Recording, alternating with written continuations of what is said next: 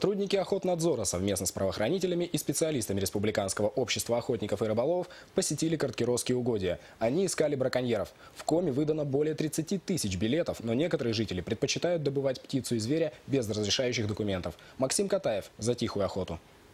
Сейчас в регионе можно добывать медведей, водоплавающую дичь, глухарей, тетеревов и рябчиков. Уже в эту субботу наступит очередь зайца-беляка, а в октябре откроется сезон на лосей и пушных зверьков.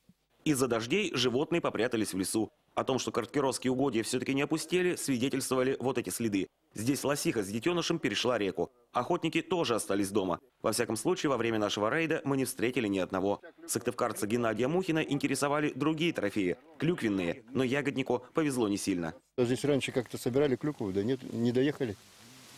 Не доехали до клюквенных до мест? болота, да. Там дальше, наверное, открытый место. А что не доехали? А что-то все давно был здесь когда-то. Забыл уже места эти.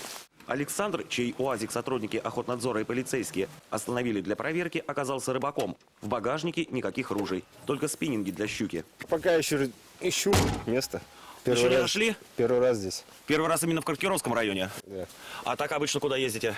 Ну, Нижпогост, туда, вот, на север. За этот сезон сотрудники охотнадзора составили 10 протоколов. Основные нарушения – стрельба по дичи из автомобиля и промысел без разрешения или охотничьего билета. Ну, это все как бы исходит от низкой культуры этих охотников в основном.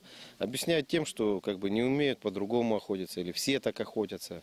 Это применительно к автомототранспорту. А отсутствие документов не успел, не знал.